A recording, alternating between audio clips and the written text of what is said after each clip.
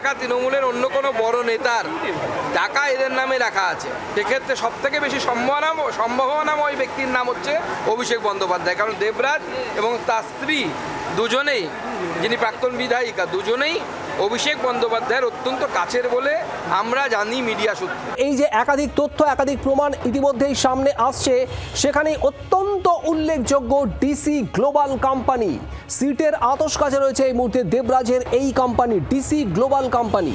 Laptop উদ্ধার হয়েছে দেবরাজ চক্রবর্তীর কাছ থেকে, আর সেই ল্যাপটপ থেকে এই যে তথ্য পাওয়া যাচ্ছে সেখানে এই কোম্পানির ভূমিকা অত্যন্ত গুরুত্বপূর্ণ, এমনটাই মনে করছেন তদন্তকারীরা।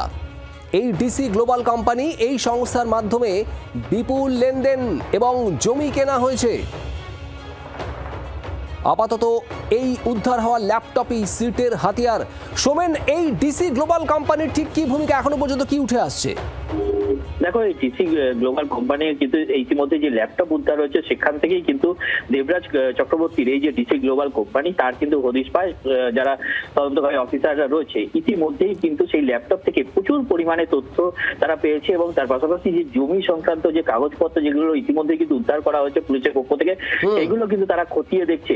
এবং ভোটের আগে থেকে যে তার বিরুদ্ধে যে অভিযোগটি উঠছিল যে অদিতি মুন্সি তার স্ত্রী যখন নির্বাচন কমিশনের কাছে যে হলফনামা দিয়েছিল, সম্পত্তির বিবরণ কিন্তু সেখানে ঠিক ছিল না। কারণ বেশ কয়েক মাস আগে তারা বেশ কিছু সম্পত্তি বিক্রি করে এবং সেই টাকা কোথায় গেল সেই টাকা কিন্তু সঠিকভাবে কোনোভাবে উল্লেখ সেখানে ছিল না এবং ঘুরপথে সেই টাকা কি অন্য কোথাও ব্যবহার করা হয়েছে সেই কোম্পানির মাধ্যমে, সেইগুলো কিন্তু যারা সিটের অফিসার রয়েছে তারা কিন্তু ইতিমধ্যেই এই ডিসি গ্লোবাল যে সংস্থা, সেই সংস্থা কিন্তু তারা পুরো যাবতীয় যে ল্যাপটপের থেকে তথ্য ইতিমধ্যেই পাওয়া গেছে, সেই তথ্য কিন্তু তারা হাতিয়ার করে কিন্তু জিজ্ঞাসাবাদ করছে দেবরাজ চক্রবর্তীকে।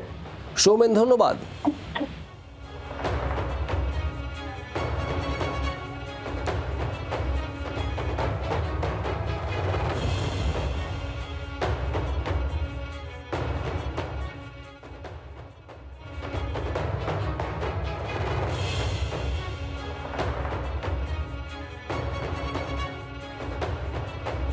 আমার ইনটিউশন যেটা বলছে, এত টাকা যদি সত্যিই এনাদের দুজনের নামে থেকে থাকে তাহলে এই টাকা শুধুমাত্র ওনাদের দ্বারা রোজগার করা টাকা নয়, এই টাকা তৃণমূলের অন্য কোনো বড় নেতার টাকা এদের নামে রাখা আছে। সেক্ষেত্রে সব থেকে বেশি সম্ভাবনাময় ব্যক্তির নাম হচ্ছে অভিষেক বন্দ্যোপাধ্যায়। কারণ দেবরাজ এবং তার স্ত্রী দুজনেই, যিনি প্রাক্তন বিধায়িকা, দুজনেই অভিষেক বন্দ্যোপাধ্যায়ের অত্যন্ত কাছের বলে আমরা জানি মিডিয়া সূত্রে।